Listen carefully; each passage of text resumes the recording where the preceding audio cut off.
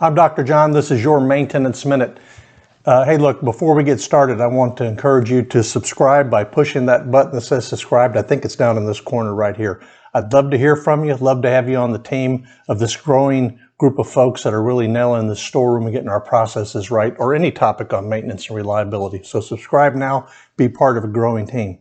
We're continuing our conversation on the storeroom and the 32 processes. We're going to talk about one today, and I'll admit this is not a sexy one at all. This is the real work. This is the part of the storeroom. This is a storeroom practice that requires some real work. It's called data scrubbing. It's one of the 32 processes.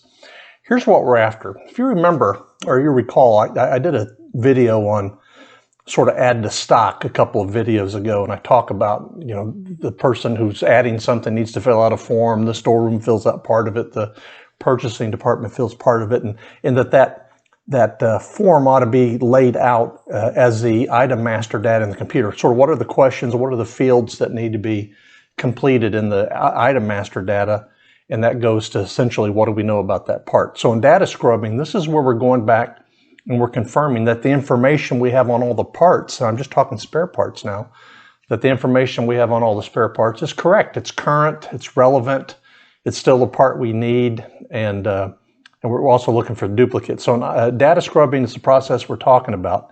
And what we are keying in on is the item master data, and we're looking to see if the information, like I said, is correct. I suggest, and I work with my clients, and we go in and do just an audit of, say, 1%. So let's say you've got 1,000 SKUs. We're going to go in and take 10 of those, and we're going to scrub through that information, again, in the item master data, see if the information you have is complete, and see if it's accurate and current. And based on the findings of that 1%, we'll either continue with another percent or two, or we'll just assume that the item master data is all up to date because we've randomly selected 1%.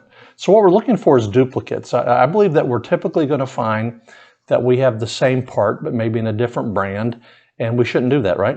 I'll give you an example. It's something I see quite often.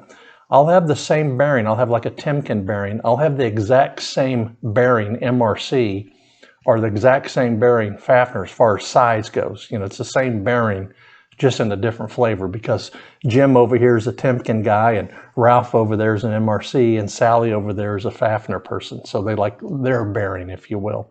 So we want to look for duplicates and get rid of those, right? That just adds cost to the inventory value.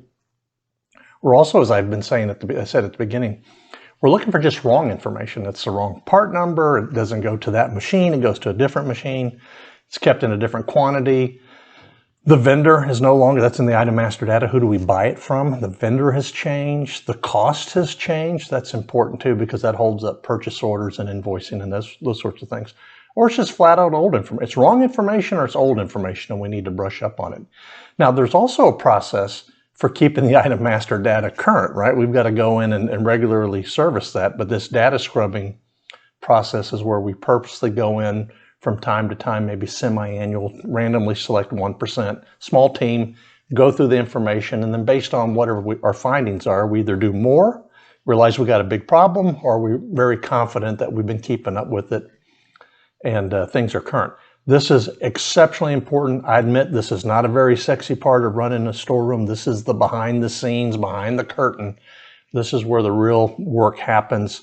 I encourage you, if you don't have a data scrubbing process, that you create one. I'd be happy to help. Of course, that's what we do. Look forward to hearing from you on this particular topic. I'm Dr. John. This has been your Maintenance Minute.